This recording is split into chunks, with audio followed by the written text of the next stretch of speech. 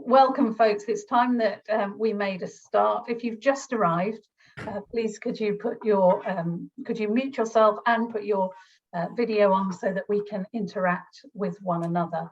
It's really good to see you today, especially in the light of all the things that are going on in the world this morning. And our hope is that we can put all of those things down today and concentrate on being together and what we're talking about. This is our third webinar in our series called Staying Fresh and Faithful in a Fractured World. My name, for those of you who haven't met, I'm Pam McNaughton. I've been working for CPAS for nearly 10 years.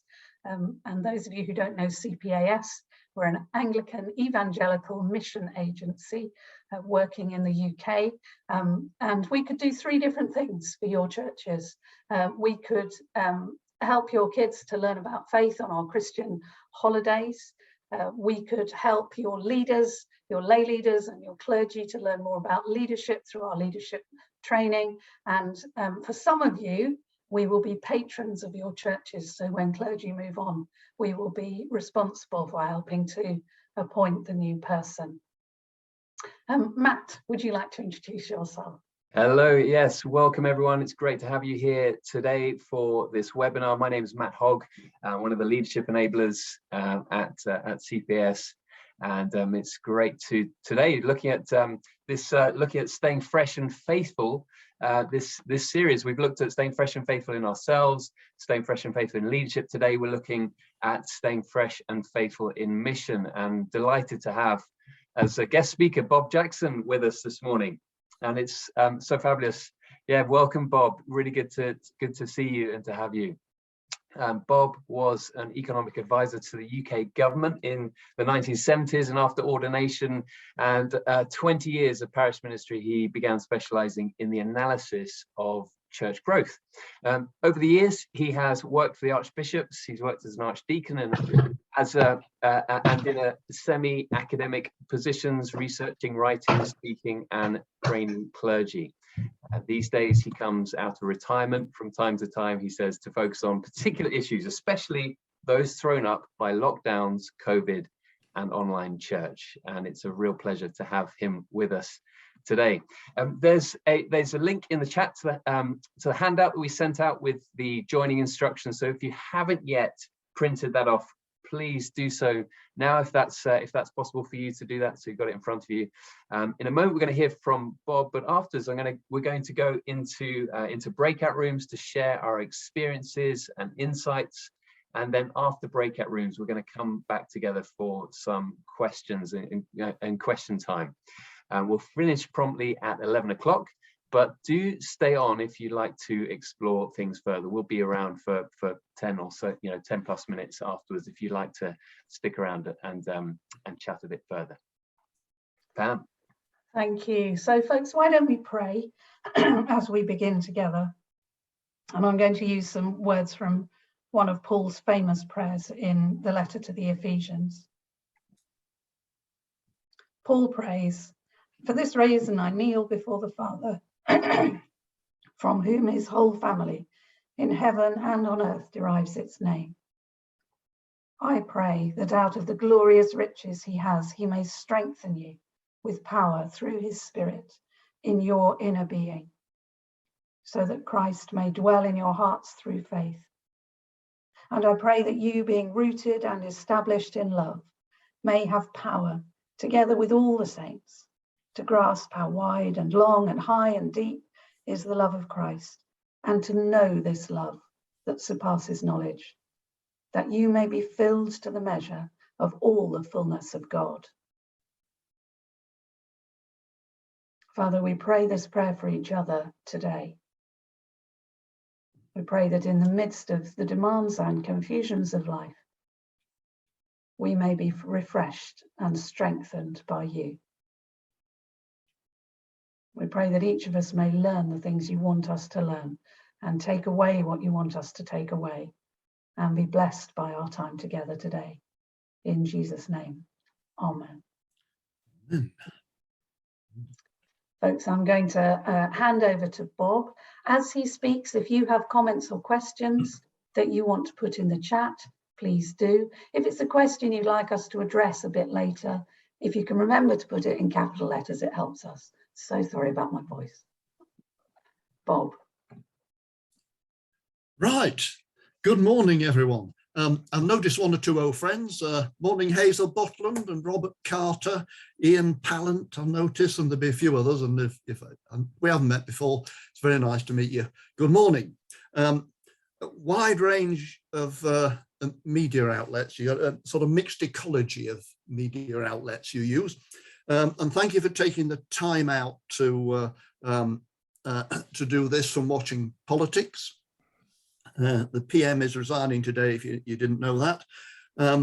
We live in extraordinary times. Yeah, the old normals are disappearing. And that's true in the church world as well as the wider world. So it's in that context that we're going to talk about online church, and Matt's going to put the first slide on now. So we're going to whip through a lot of slides. You don't look at me. You can look at the screen sharing, and here it comes. I hope there it comes. So there's a first slide. Just a reminder that though we live in extraordinary times now, extraordinary times do happen. For instance, the invention of printing, the Bible in the vernacular, have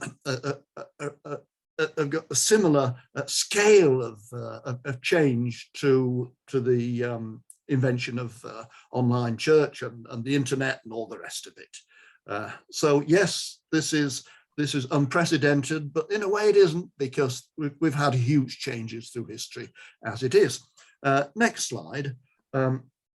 Just trying here to characterize a change that's happened in my lifetime in the Anglican Church. When I started, we were still with the residue of acts of uniformity, and the Anglican distinctive was often seen as being a worship style, or at least a range of worship styles.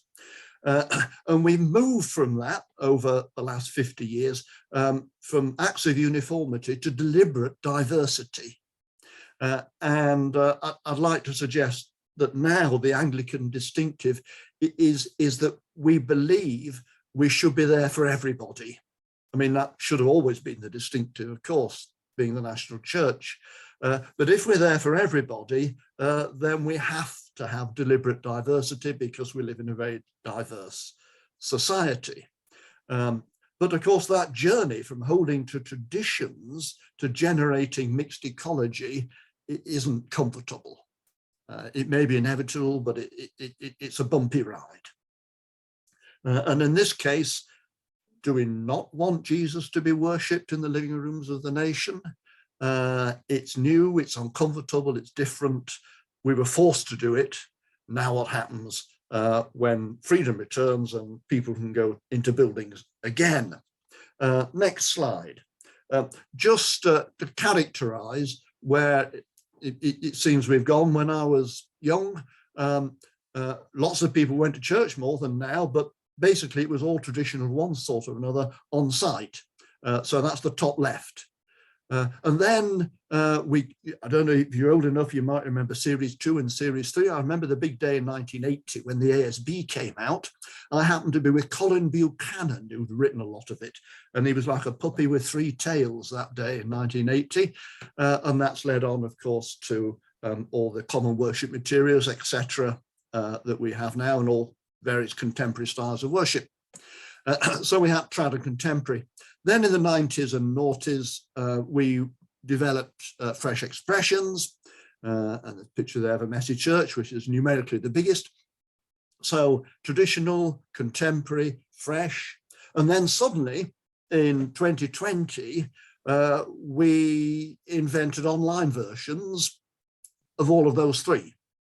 So there's a characterization of the current state of mixed ecology, divided into 6: trad, contemporary, fresh, on-site, all on-site and online. Just put the next slide on, Matt, and so there's a characterization of where we got to: sacred spaces and living rooms, where we believe diversity is strength. in a multicultural world. Okay, so the next slide. Bit of a problem with all this, isn't there? You're a church leader, you're an incumbent or whatever you are, and you get in the messages: recover on site, stay online, be trad, modern and fresh. And we've always known we're supposed to be theological and pastoral, at the same time. But now we're supposed to be theological, pastoral and technical. And many of us feel mesmerized out of our depth. It's instinctive to retreat to the familiar. And it's as though the moment of maximum mission opportunity, which is now, when we are free to be on site and online at the same time in all these different ways, that moment of maximum mission opportunity is also the moment of maximum exhaustion and confusion for many of us. So it's a bit head scratchy. Time, and the next slide. So, clearly we need clear thinking, serious prayer, wise choices. I think it does help to see the big picture and where each church fits into it, to be reminded that the Great Commission hasn't changed, and that a healthy church does a few things well. What's God wanting us to do where we are? Next slide. So in this context, Bev Botting and I, Bev until recently was the head of the Church of England's Research and Statistics Department, and she's working for Oxford Diocese, among other things at the moment. We decided we'd approach some dioceses to see if we could get the churches to fill in their Easter attendance forms of SAP submission early, because you can do it online now anytime you like. And just get a quick snapshot of where the post-COVID restrictions church had got to in Easter 2022 compared with before COVID in 2019. So there's the 4 dioceses, 50% of the churches in them filled in that bit of the form within a fortnight of Easter Sunday. So we had 755 churches, and we asked them about online as well as on site. What have we found out? So let's have a look. Next question. Basically, this is no great surprise.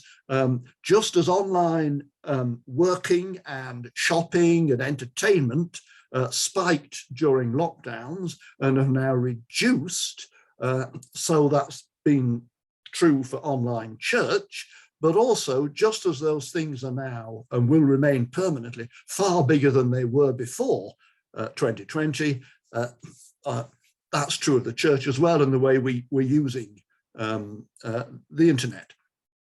I'm talking mainly about online church services today, but of course there's lots of other elements of church life that have gone online as well. So accelerated permanent change, 10 years change in one, maybe it's 20 years change in 1 or 2 years. So the next slide, here's my attempt to cobble together estimates of Easter attendance through the COVID years. 2019, 1.1 million Anglicans were in church on Easter Sunday. And that's the Easter count, that's pretty accurate. 2020, nobody was. But yet, apparently, more people went to church at Easter 2020 than for many a long year. Who'd have thought of that one? You close all the church buildings and that encourages far more people to come to church. Wow. Now, my estimate there, just over 1.5 million, comes from surveys of several hundred churches that are organised at the time. But other ways of estimating, looking at population surveys, would suggest more than that, 2 million plus. So a huge increase in Easter attendance in 2020, all online. 2021, there were some churches were sort of half open, mask church was beginning, and so there's some on site, a big reduction in online, lives are becoming busier again. Part of 2020, of course, is that it was reverting to the 1950s that I remember well, because I'm so old, when there was nothing else to do on a Sunday. And so you might as well go to church, because what else would you do? It were boring. And there was an element of that in 2020 again. So there's 2021, overall numbers certainly down, but still significantly more than 2019. 2022, from the 755 churches we surveyed, we found that in total on-site attendance was 75% of the on-site attendance in 2019. The estimates we made, and I'll come on in a minute to how we've made those estimates of online attendance, add up to just over the amount in 2019. But composed now, we can separate out two strands of online attendance. One is online local, by which I mean just people accessing their own local church, their own natural church. But there's now clearly appeared a handful of churches with a large national and even international reach, online giants, if you like, and they add quite a lot as well. So that's roughly the graph we've got, the pattern we've got. The numbers are still in total higher than 2019, but it's a different mix from any of the other years. Next slide. So we found that smaller churches recovered on site far better than bigger ones. Maybe, no fear of a dangerous crowd, a small village community holds together. The front door of a larger church was slammed shut, but the back door stayed open. Scattered, eclectic congregations, harder to come back, fear of a crowd, but that's what we found. Next slide shows you the extent of this. So if you had more than 200 people in church in 2019, Easter Sunday, on average, you were less than 70%. But if you had under 25 in 2019, your congregation on average was bigger on site in 2022 than 2019. So a big difference in the experience of church size. Next slide. But the larger churches are more likely to have stayed online. You can see from those figures, there's been a steady reduction in the percentage of Anglican churches with an online offering, down to 44% by Easter, but that still covered about 60% of churchgoers. You see that graph on the next slide. So 80% of the larger churches still online, but only 25% of the small ones. The next slide. So that means when you add up the estimates of online together with the data on site, you get that sort of graph, that the size of church that's still smaller than 2019 are the sort of 50 to 200 size of Easter attendance, but quite big increases in the small churches, and the very biggest, their online numbers have compensated for the loss of on-site. Next slide. There's just some examples. A few churches with a national, a regional reach, very large attendance numbers. Now there's YouTube views. Easter Sunday, you can see the numbers. Canterbury Cathedral, 50,000. My old college chapel, where I was at university, 33,000. Holy Trinity Brompton, 22,000. They're the top three. Just to say, the estimates of online are made through some experience of dissecting YouTube online attendances.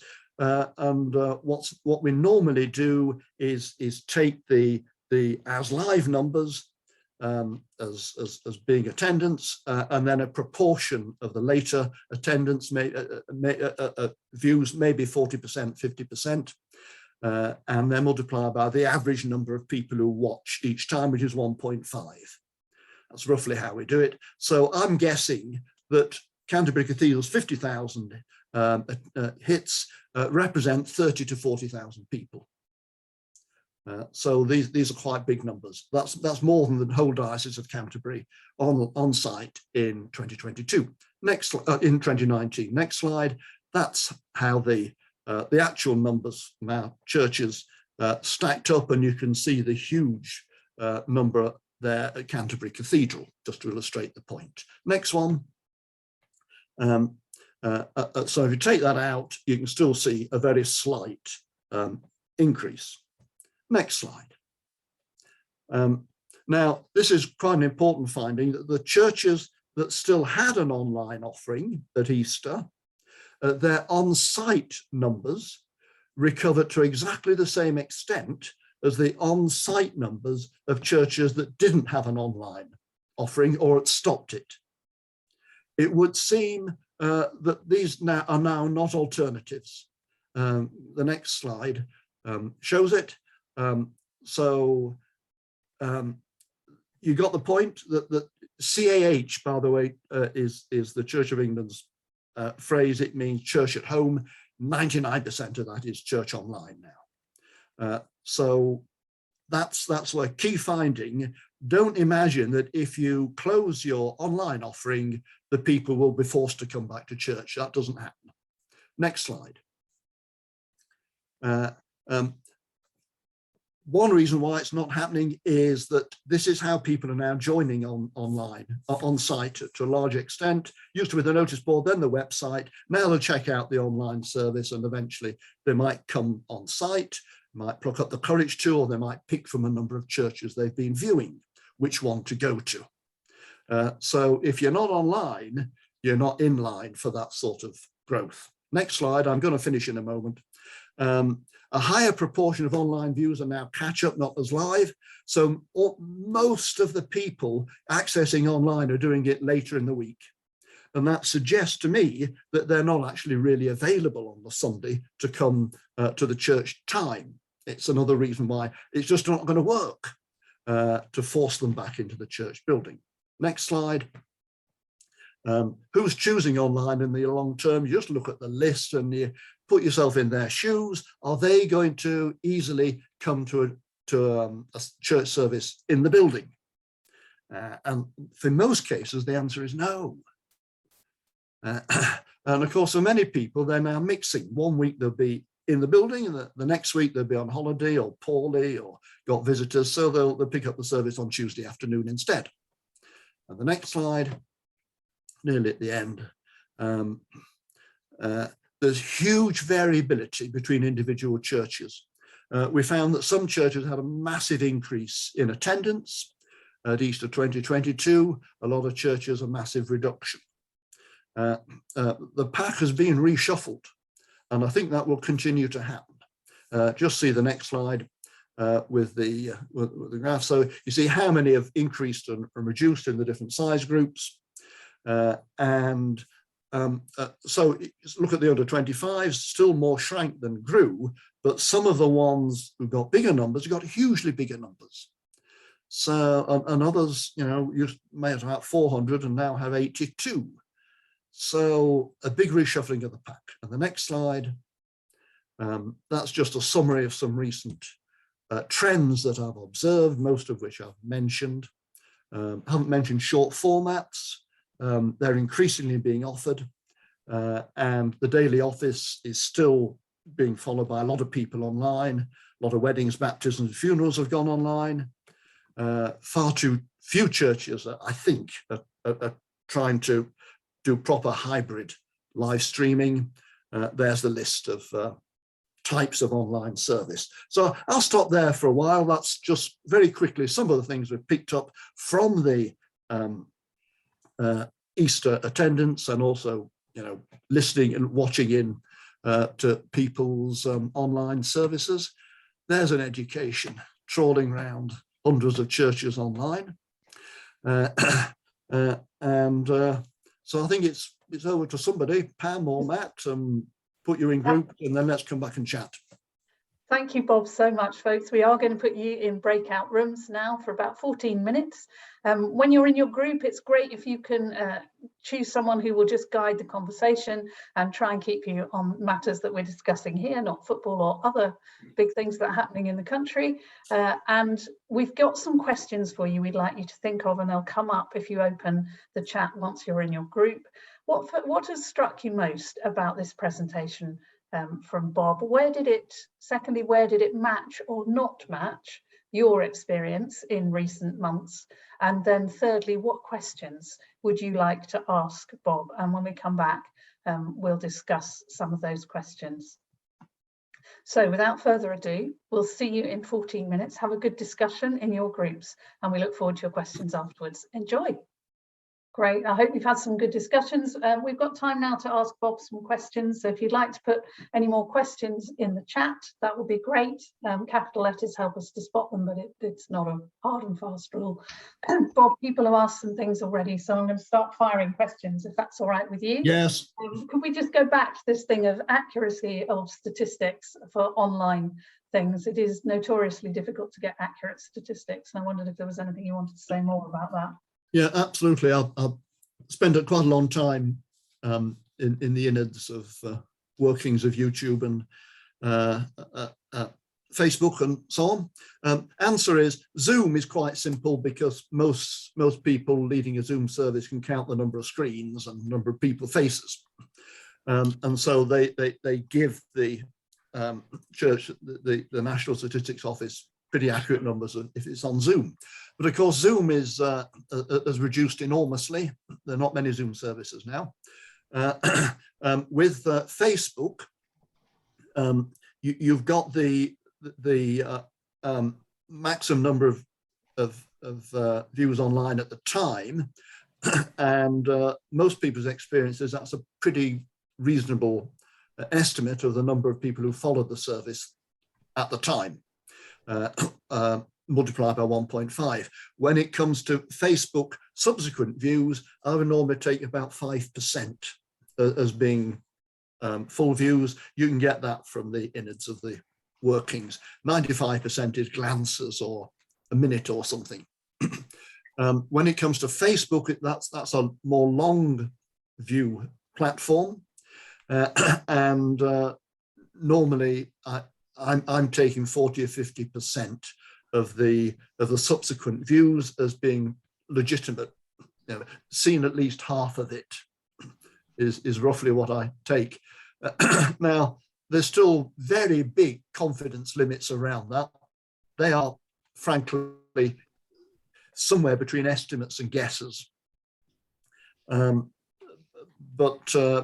talking to other people, quite a lot of churches have got somebody who's trying to make sense of their viewing figures.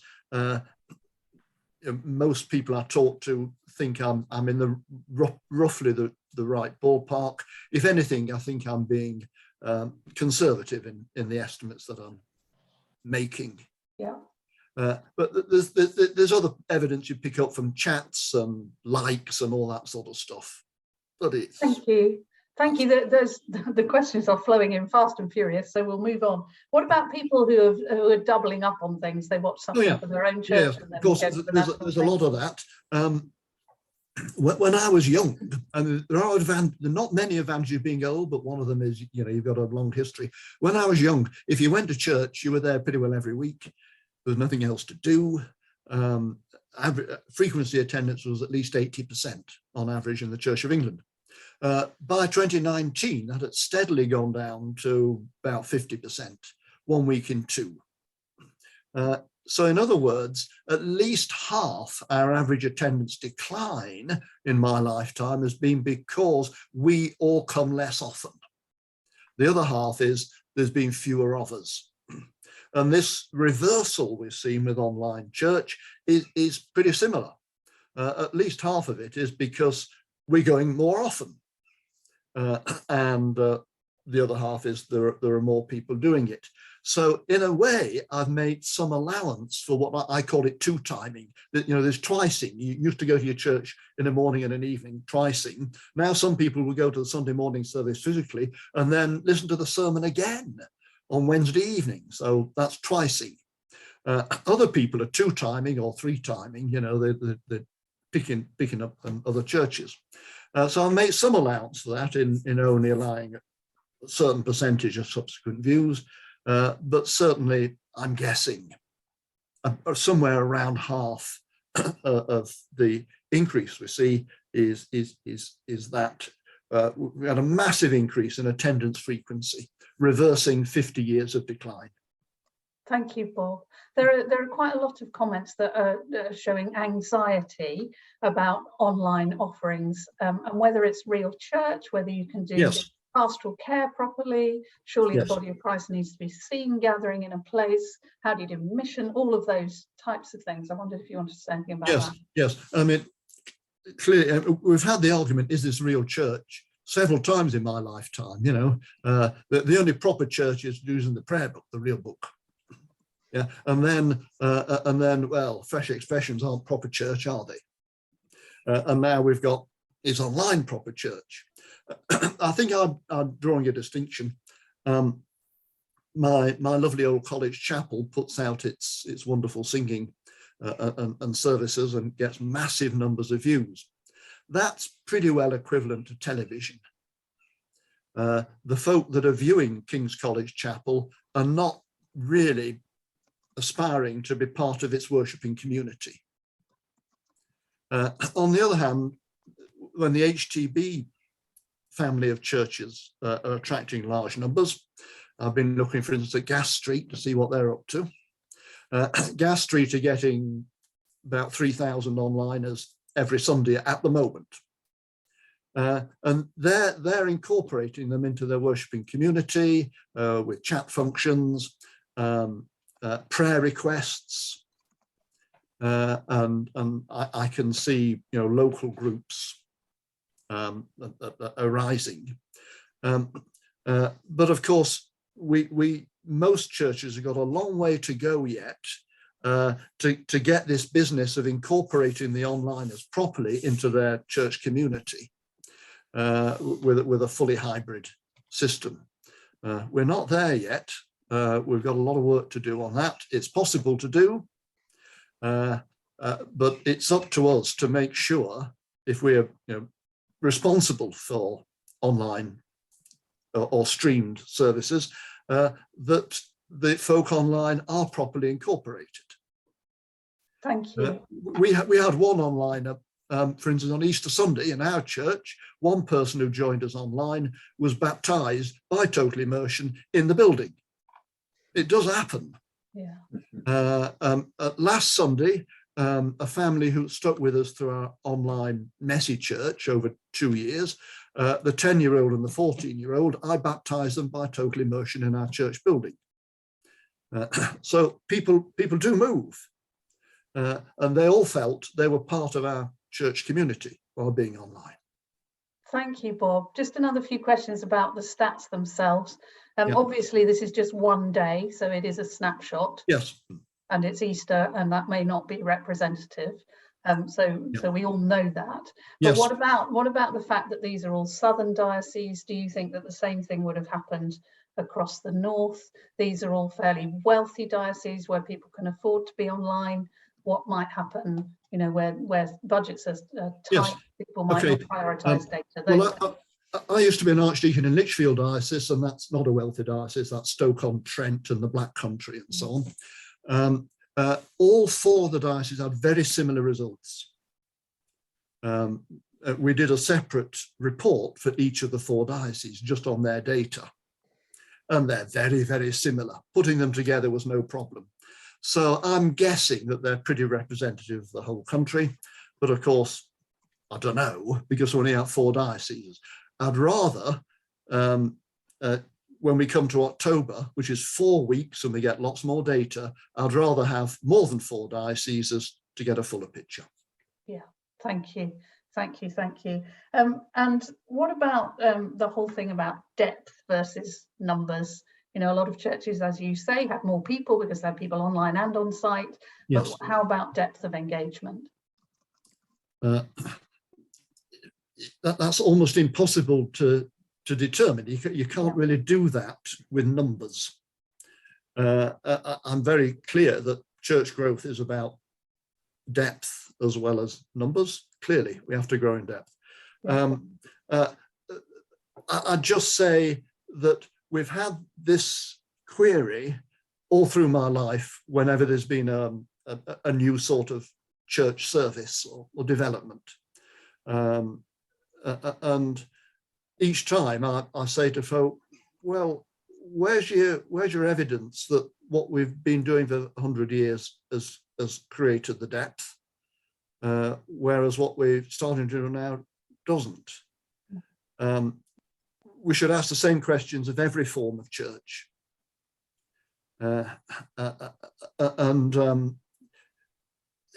think we're struggling, for instance, with our families service. How can we get more depth into it? But that's a struggle on site as well as online. Yeah, thank you. One of the things that people are noticing is that when they're streaming a live service, yes, there is much more to be careful about. Maybe preachers will share less, they won't be quite as vulnerable, maybe you have to be careful about who you show online and all of those yes. things.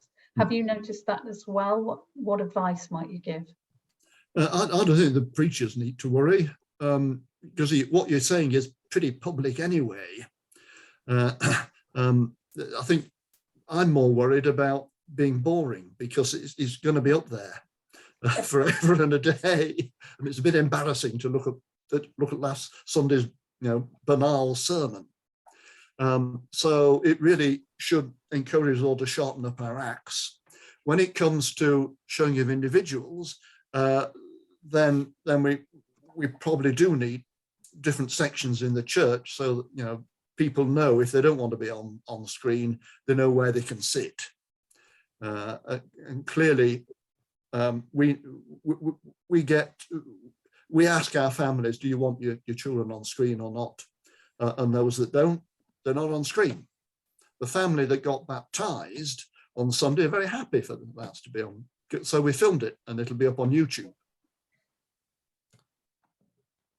Thank you. What about this business of so many churches would love to do more online or even something online, but they struggle with getting people with the technical know-how? Yes, yes. Matt, I wondered if you had any advice to offer on that.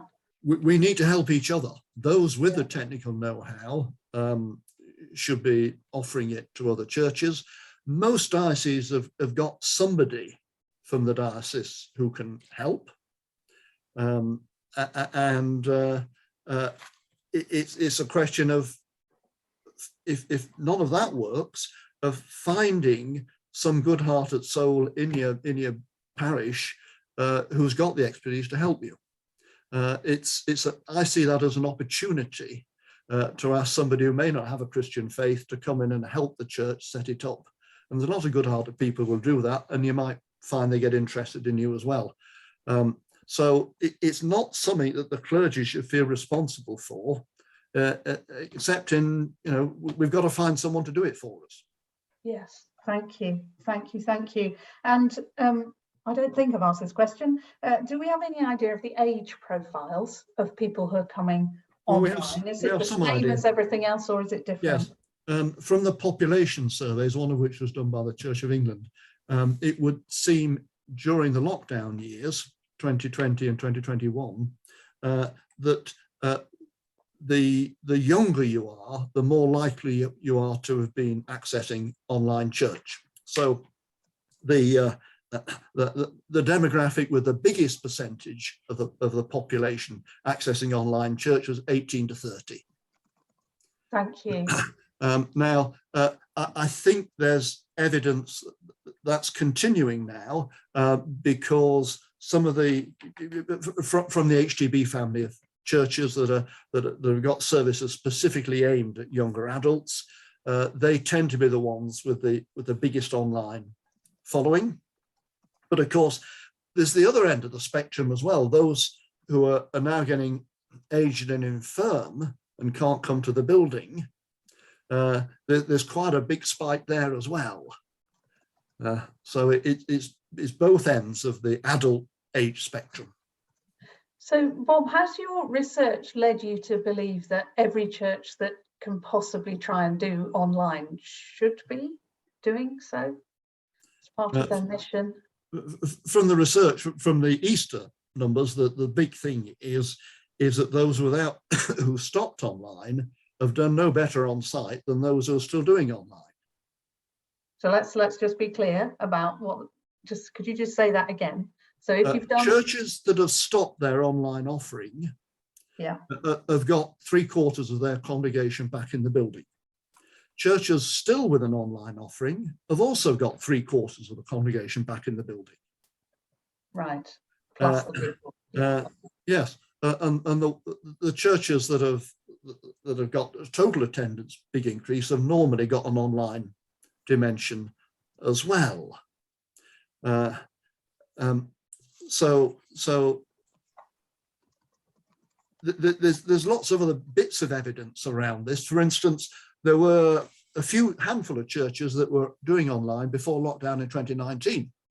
And talking to them, their experience over those 2 or 3 years before lockdown was quite clear, that people found them online, watched them for a few weeks, and then thought these are a nice bunch, plucked up the courage to go on site one Sunday. Yeah. So that's how we're going to be picking up newcomers in the future. There's only one big route in. Are we, someone's asking if by doing online stuff, are we buying into a convenience culture? You know, I can't be bothered to get to church on Sunday, but I'll maybe watch it in the rest of the week. Either Matt or Bob, what do you think about that? Well, I'd say we're adjusting to that culture. Yeah.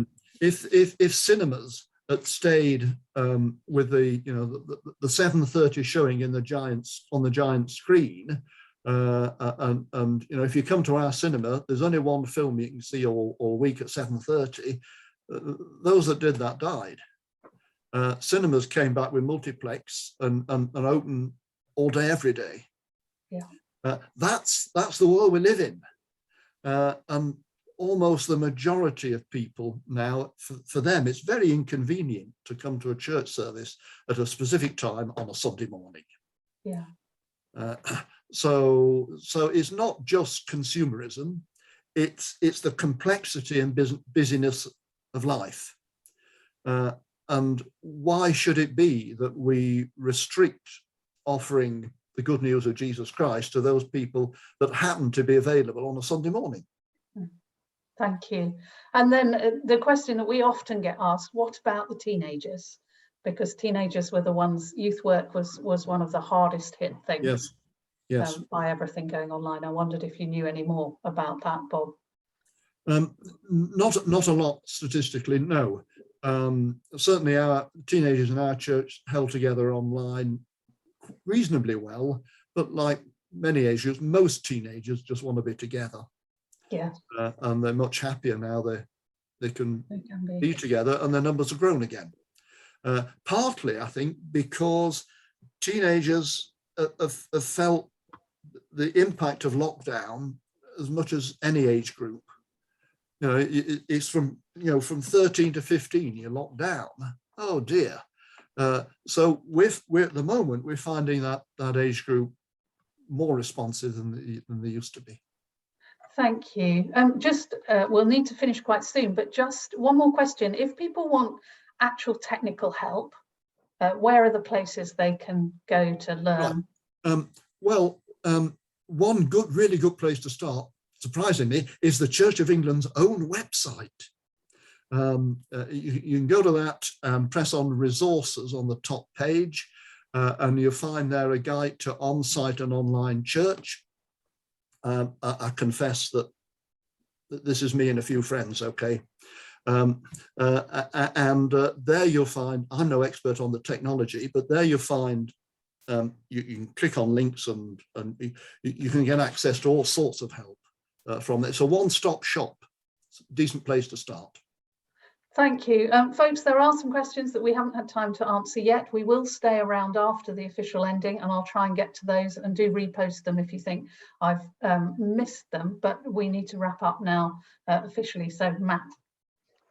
Bob, it has been such a treat to spend this time with you this morning. There's been lots to think about and reflect on. You've helped us get visibility on trends and patterns across the church.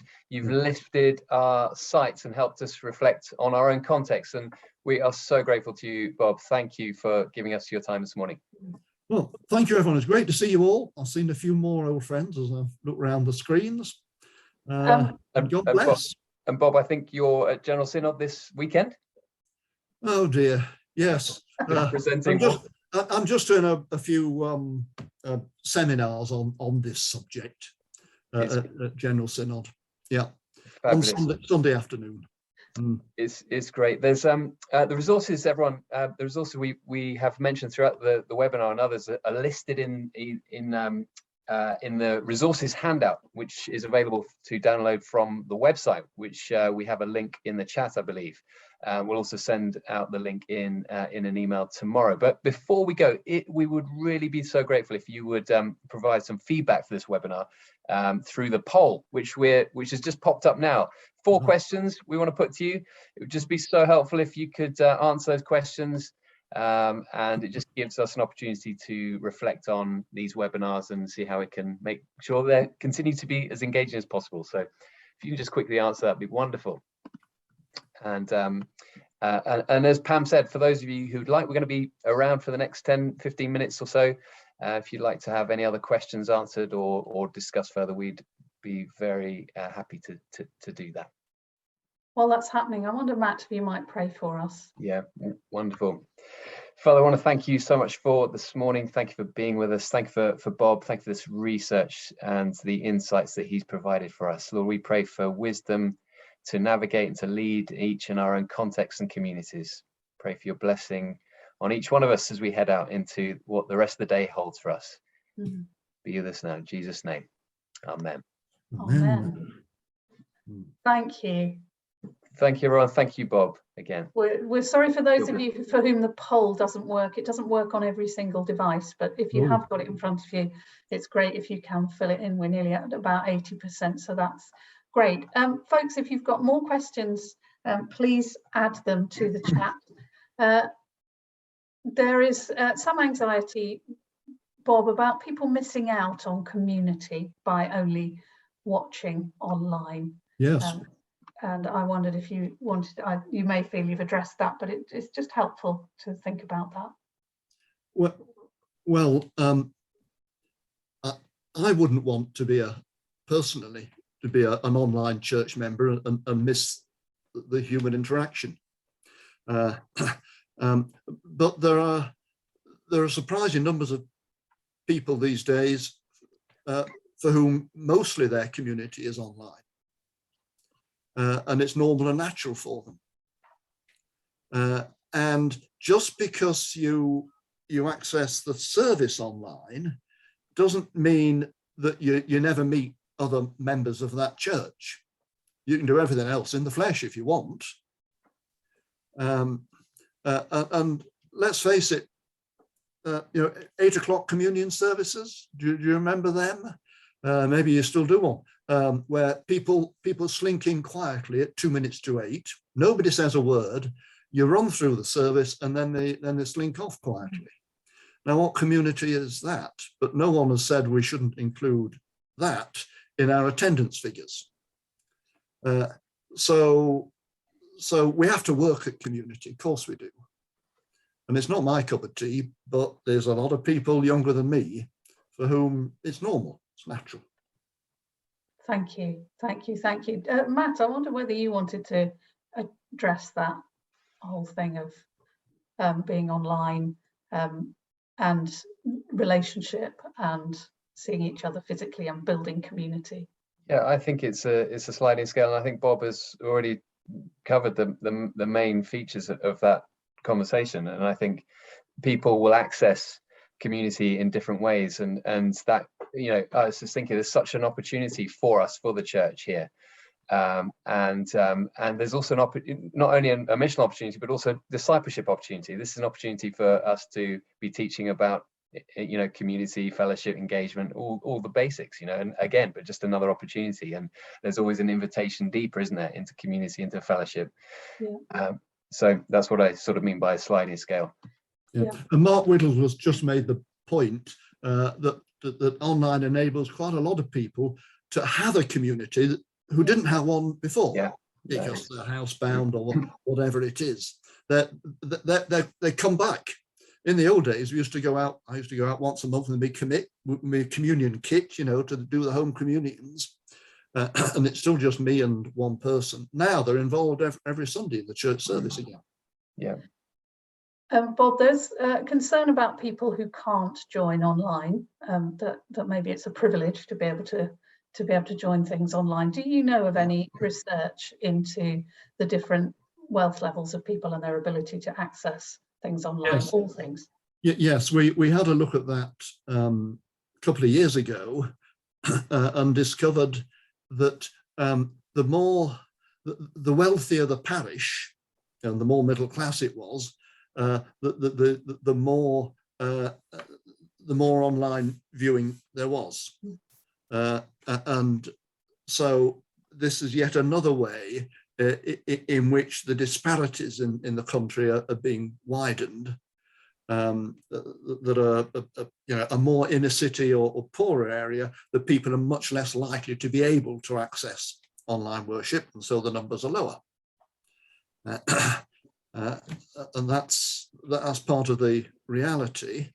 A lot of churches have spent time with their older people, getting them online. I know we have, and I know of some churches that have found secondhand devices to give to people who can't afford them.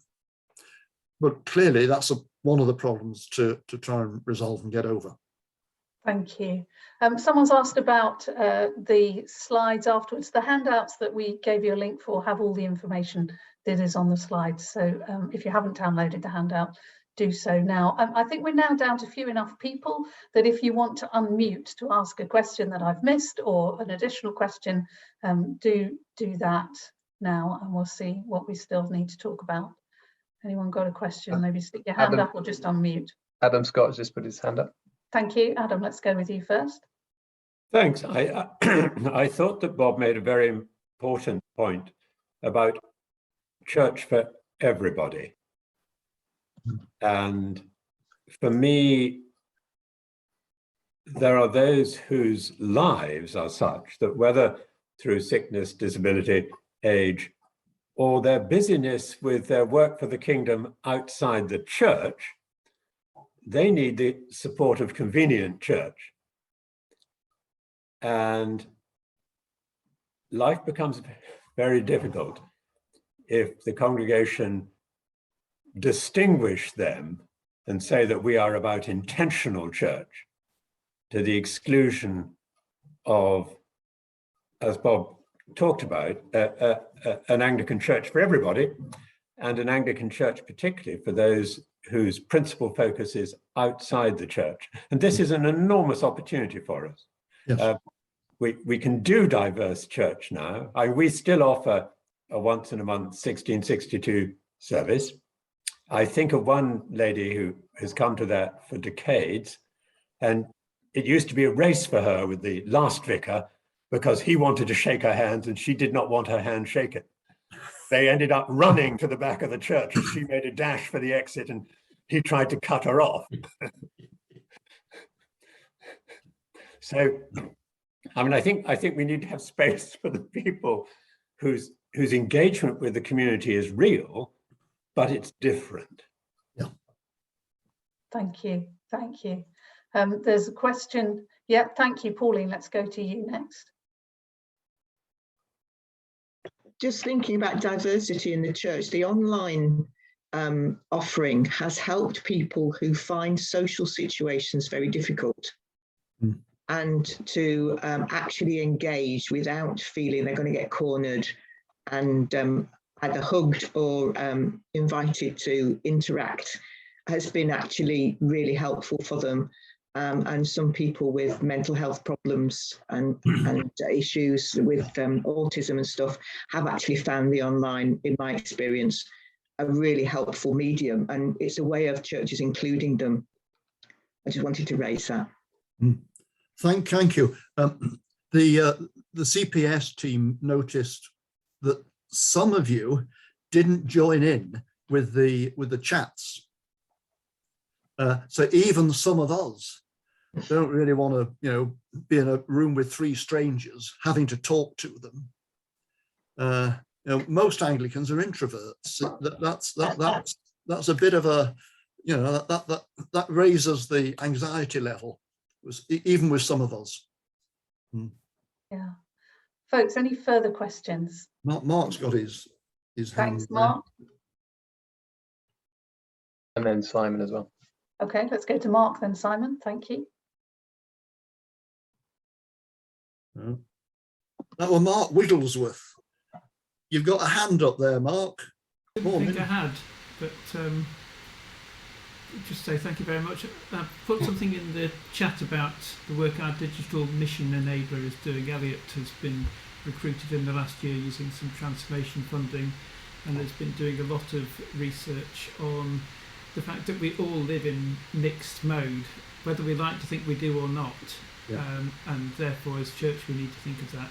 And so I've put a link to some stuff on the website, and he's also got links to other things. It doesn't say all he's doing, but we're working hard to develop it. And in answer to the question, should we be doing mixed mode, as a diocese we're saying yes, we should try.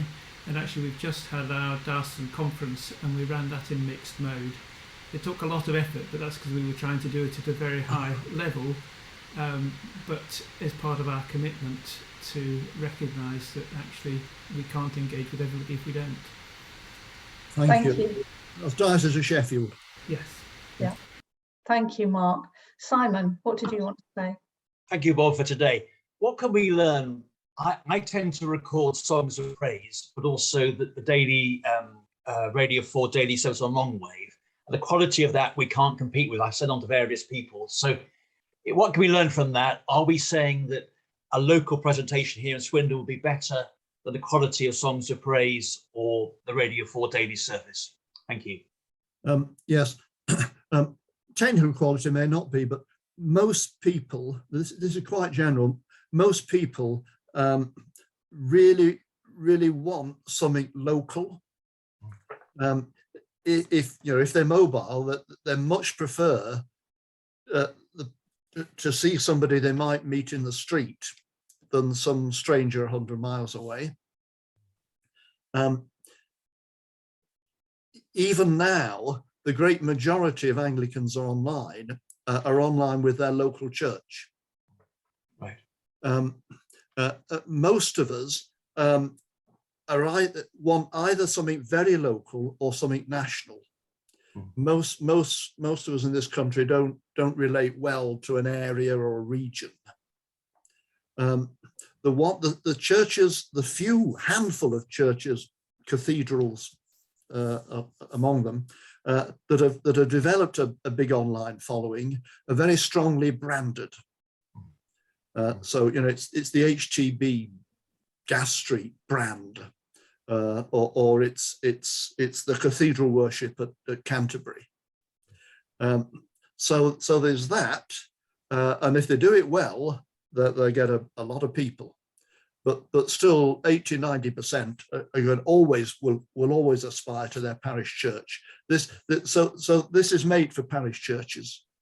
I don't think we're going to come to the situation where most people are online are going to join the six churches in the country who do it well. That's not going to happen. Thank you. Bob, let me just ask one more from the chat and then we'll come to you, Chris. From the chat, there's a question about, do you know of any research into the use of WhatsApp groups with churches? So I know that. No, I don't. No, okay. I mean, I think that's very interesting. That's another way which will develop. I mean, just as an anecdote, the home group we go to, none of us, we're all too busy to lead it properly.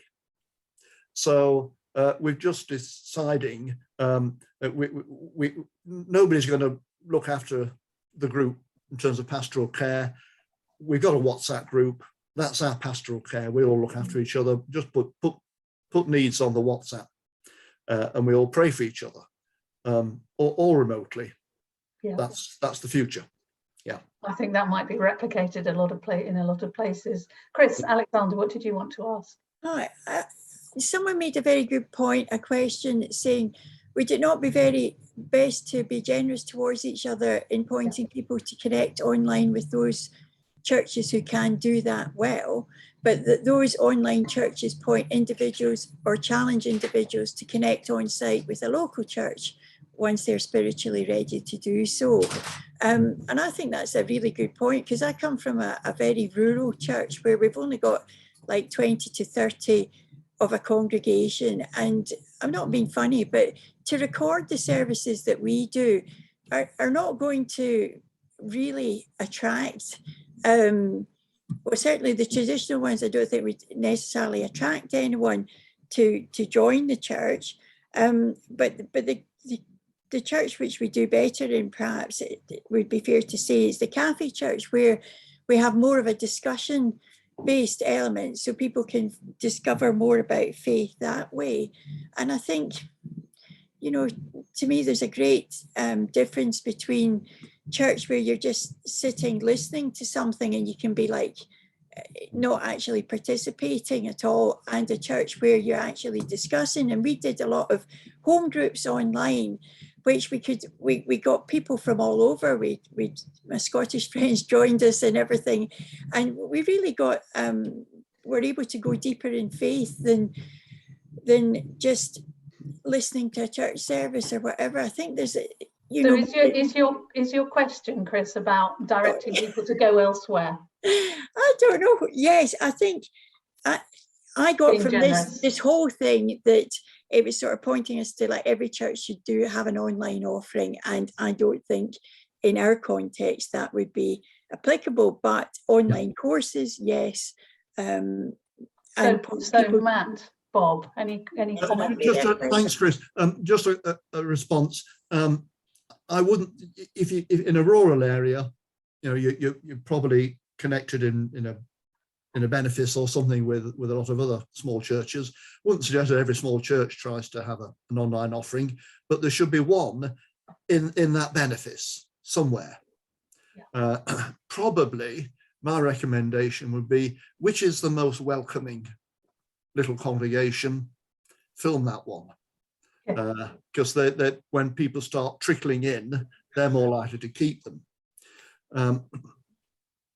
So there was another point you were making about sending people elsewhere. I kind of hope that churches have been doing that always. That if they haven't got their own youth work, they're sending youth people somewhere. A lot have done that, and in a way, there's nothing wrong with that.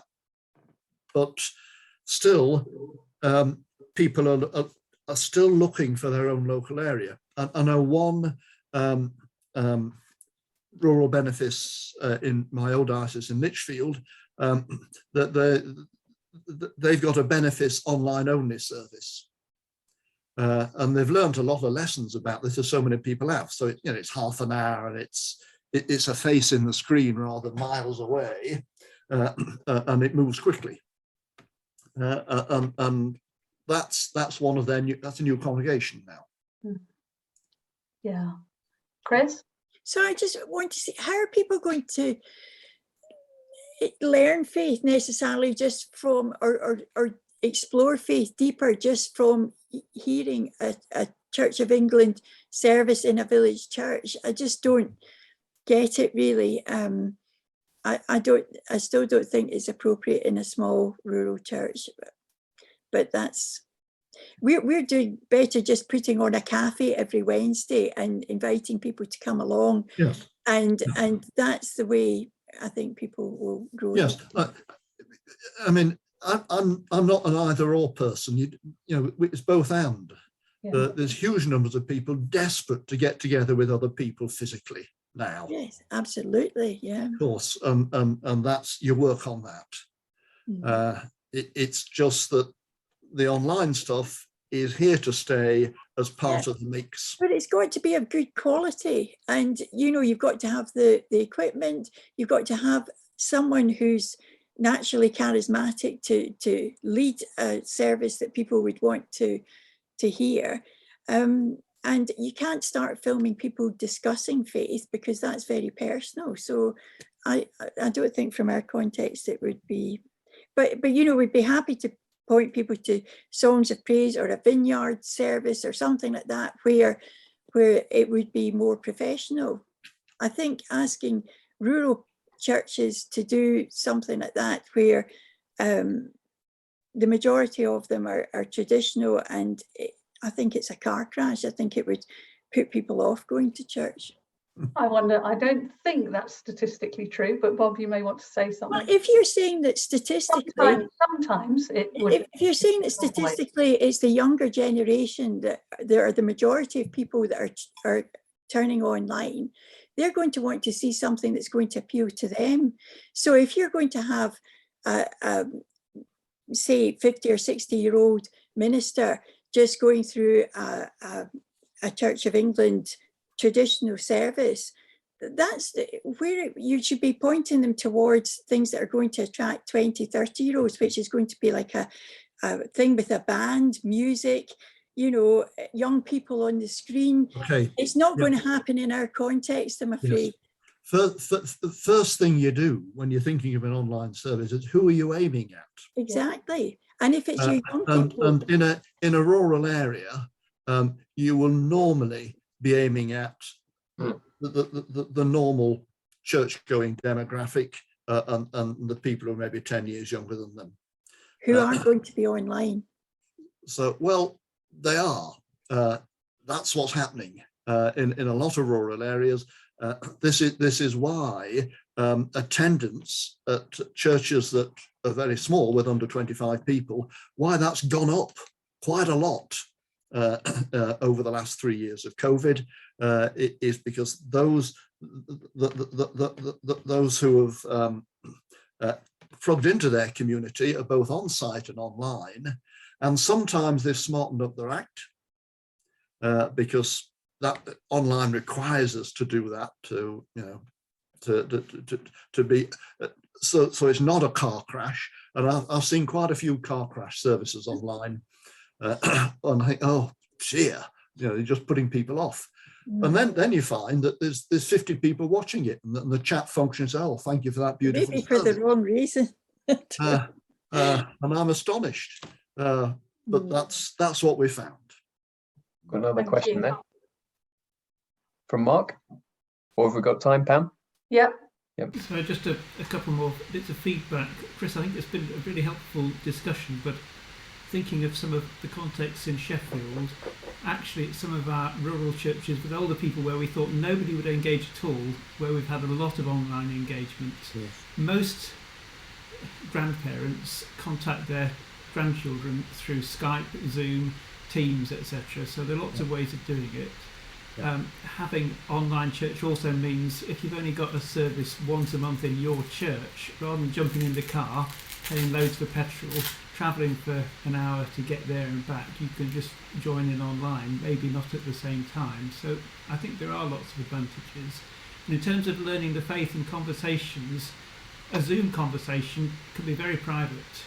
It's not all going to be recorded and published online. And again, in the middle of winter, I'd rather sit at home watching a Zoom screen than sit in a cold, freezing cold church trying to have a conversation. I think it is very much about both and mixed mode. We just have to think what helps who, when, where. Thank you, Mark. The other Mark, Maloney, you had a question. Hi. One of the things that we're noticing, and others that I've talked to, is how bad the worship sounds on YouTube. It sounds fine in the building, but when you listen back to the stream, YouTube seems to compress the audio in some way and makes it, the vocals sound different.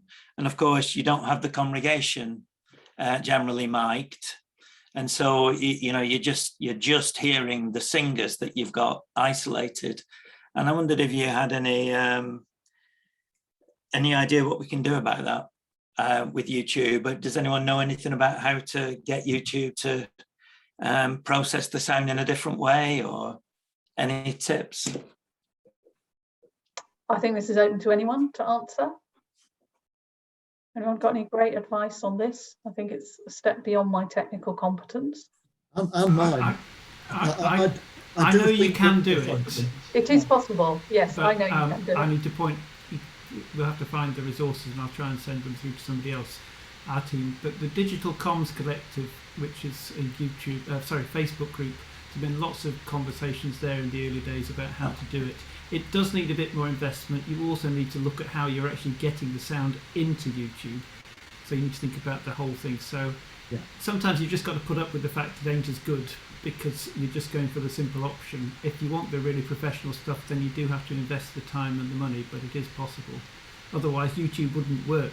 Just think about all the pop groups and so on that stream their stuff on YouTube. Yeah, but they can do it professionally in a studio. They're not necessarily doing it live, are they?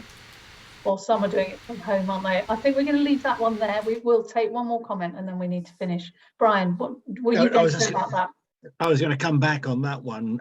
Younger son, part of a large church, not HTB, but another large church in London. And he's commented how great the worship is in the building. We've commented how thin it is when watching online. And we are told, and I'm a Luddite, we are told it really is a question of the sound recording and sound desk capability in the church. And if that's right, then you can upload it appropriately to YouTube. Okay, thank you. Okay. Yeah. We've got a lot to learn, haven't we? We're only in the early days of all of this. But Bob, I'm very grateful to you for encouraging us to push on with this, because sometimes to abandon the online stuff would be much easier. But I think you have inspired us to realise that this is an ongoing mission opportunity that we mustn't abandon. So thank you for that. Matt, did you want to say any more? No, just again, thank you, Bob, for being with us. Fabulous to pick your brains on these things and gain some insights. Thank you. It's been an absolute pleasure.